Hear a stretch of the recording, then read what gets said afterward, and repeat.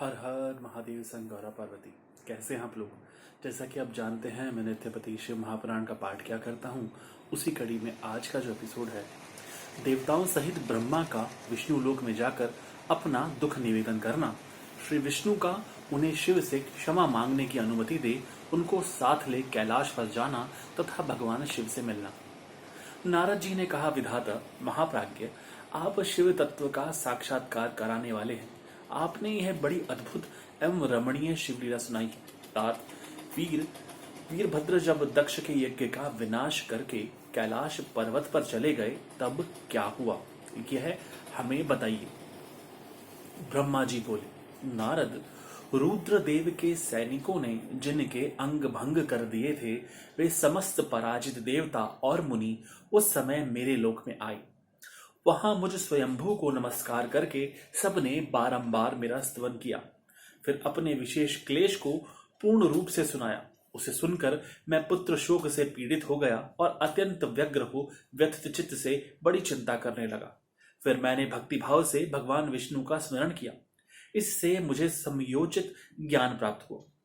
तदंतर देवताओं और मुनियों के साथ मैं विष्णु लोक गया और वहां भगवान विष्णु को नमस्कार एवं नाना प्रकार के स्तोत्रों द्वारा उनकी स्तुति करके उनसे अपना दुख निवेदन किया।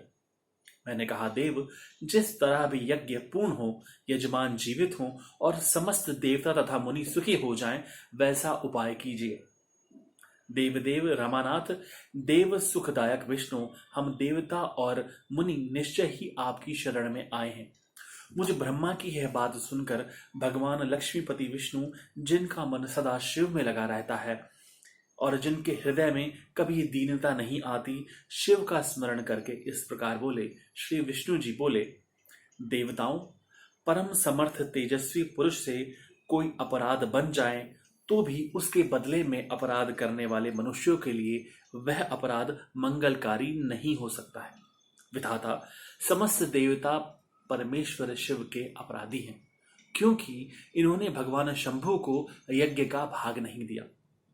अब तुम सब लोग शुद्ध हृदय से शीघ्र ही प्रसन्न होने वाले उन भगवान शिव के पैर पकड़कर उन्हें प्रसन्न करो, उनसे क्षमा मांगो।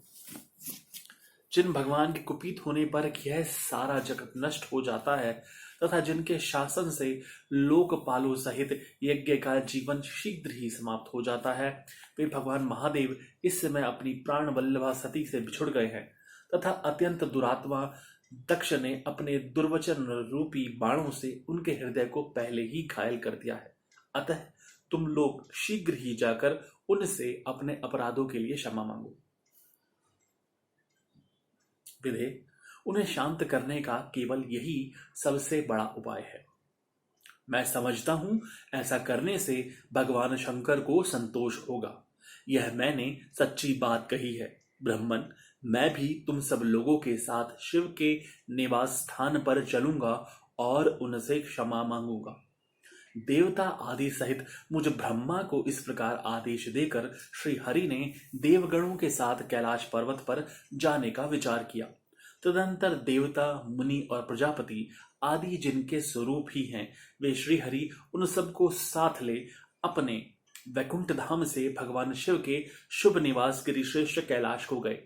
कैलाश भगवान शिव को सदा ही अत्यंत प्रिय है। मनुष्यों से भिन्न किन्नर, अप्सराएं और योग सिद्ध महात्मा पुरुष उसका भली भांति सेवन करते हैं तथा वह पर्वत बहुत ही ऊंचा है। उसके निकट रुद्रदेव के मित्र कुबेर की अलका नामक महादिव्य एवं रमणीय पुरी है, जिसे सब देवताओं ने देखा। उस पुरी के पास ही सौगंधिक वन भी देवताओं की दृष्टि में आया, जो सब प्रकार के वृक्षों से हरा भरा एवं दिव्य था। उसके भीतर सर्वत्र सुगंध फैलाने वाले सौगंधिक नामक कमल खिले हुए थे।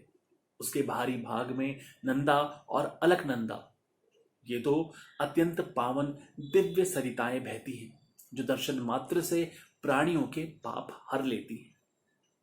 यक्षराज कुबेर की अलकापुरी और सौगंधिक वन को थोड़े ही दूर पे पीछे छोड़कर हमने आगे बढ़कर देखा कि शंकर जी वट वृक्ष के नीचे बैठे हैं। उस वट वृक्ष में चारों ओर अपनी अविचल छाया फैला रखी थी। वह वृक्ष 100 योजन ऊंचा था और उसकी शाखाएं 75 योजन तक फैली हुई थी। उस पर कोई घोंसला नहीं था और ग्रीष्म का ताप तो उसमें सदा दूर ही रहता था। बड़े पुण्यात्मा पुरुषों को ही उसका दर्शन हो सकता है। वह पवन रमणीय और अत्यंत पावन है। वह दिव्य वृक्ष भगवान शंभु का योग स्थल है। योगियों के द्वारा सेव्य और परम उत्तम है। मोक्षों के आश्रयभूत उस महायोगमय वटवृक्ष के नीचे विष्णु आदि सब देवताओं ने भगवान शंकर को विराजमान देखा। मेरे पुत्र महासिद्ध सनकादि, जो सदाशिव भक्ति में तत्पर रहने वाले और शांत हैं, बड़ी प्रसन्नता के साथ उनकी सेवा में बैठे हैं। भगवान शिव का श्री विग्रह परम शांत दिखाई देता है। उनके सखा कुबेर, जो गुह्यकों और राक्षसों के स्वामी हैं, अपने सेवक गणों तथा कुटुंबी जनों के साथ सदा विशेष रूप से उनकी सेवा किया करते हैं। वे परमेश्वर शिव उस समय तपस्वी जनों को परम प्रिय लगने वाला सुंदर रूप धारण किए बैठे थे। भस्म आदि से उनके अंगों की बड़ी शोभा हो रही थी। भगवान शिव अपने वत्सल स्वभाव के कारण सारे संसार के सुहृदय हैं। नारद, उस दिन वे एक कुशासन पर बैठे थे और सब संतों के सुनते हुए तुम्हारे प्रश्न करने पर तुम्हें उत्तम ज्ञान का उपदेश दे रहे थे। वे बायां चरण अपनी दाई जांघ पर और बायां हाथ बाएं घुटने पर रखे, कलाई में रुद्राक्ष की माला डाले, सुंदर तर्क मुद्रा से विराजमान थे। तर्क मुद्रा तर्जनी को अंगूठे से जोड़कर और अन्य उंगलियों को आपस में मिलाकर फैला देने से जो बंद सिद्ध होता है, उसे तर्क मुद्रा कहते हैं। इसी को ज्ञान मुद्रा भी कहते हैं। इस रूप में भगवान शिव का दर्शन करके उस समय विष्णु आदि सब देवताओं ने दोनों हाथ जोड़ मस्तक झुकाकर तुरंत उनके चरणों में प्रणाम किया। मेरे साथ भगवान विष्णु को आया देख सत्पुरुषों के आश्रयदाता भगवान रुद्र उठकर खड़े हो गए और उन्होंने सिर झुकाकर उन्हें प्रणाम भी किया। फिर विष्णु आदि सब देवताओं ने जब भगवान शिव को प्रणाम कर लिया, तब उन्होंने मुझे नमस्कार किया।